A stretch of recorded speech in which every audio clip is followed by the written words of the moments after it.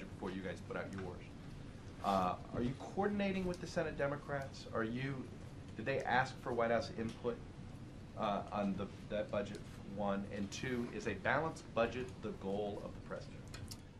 We are engaging with Senate Democrats, with House Democrats, with Senate Republicans and House Republicans, as you know, on budget issues as well as on the broader agenda that we've been talking about. I'm talking about drawing up their budget. You know, I'm sure there are conversations going on that process.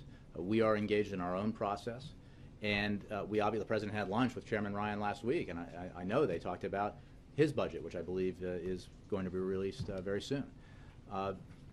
The broader effort underway here is to try to, through the budget process, achieve a compromise that allows for both entitlement reform and tax reform that produce the savings necessary to achieve that $4 trillion plus target over 10 years of deficit reduction, to put our economy on a fiscally sustainable path.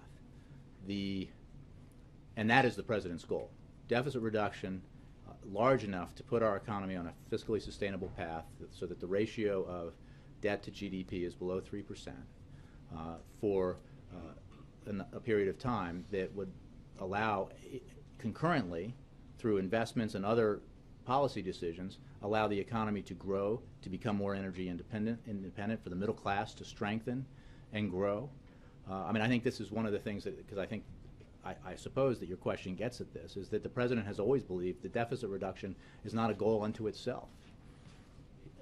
The whole purpose of deficit reduction should be part of an overall policy objective of strengthening the economy, having it grow faster, having it create more and better jobs for the middle class. And that's the president's objective, and that's why he has always, throughout these budget debates and going back to when he first took office, made sure that the proposals he's put forward keep the number one objective in mind, which is economic growth and job creation, not deficit reduction solely for the purpose of reducing the deficit. Is there going to be a goal?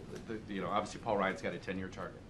Is the president going to have a target, whether it's 10 years, 15, 20, whatever? The president will have a target for deficit reduction over 10 years, as he has consistently in his budget. For a balanced budget, a balanced budget by X. Well, yeah, the president has put forward a budget, but I think that we tend to talk in 10-year windows here when we do budget proposals, both in Congress and in with the administration. And it will do what the president's budget will achieve what it has in the past, which is through sensible, balanced deficit reduction, bring our deficit and debt into a place where we are on a fiscally sustainable path, where the ratio of debt to GDP is below 3%, and to do that in a way that also allows us to invest in our economy, so that we're building infrastructure for the future, and we're increasing our energy independence, and making sure that our kids are being educated so we can compete 25 years from now and not just today. Just for quick clarity, 10-year window means you guys you won't have a balanced budget target in a 10-year window. I'm not going to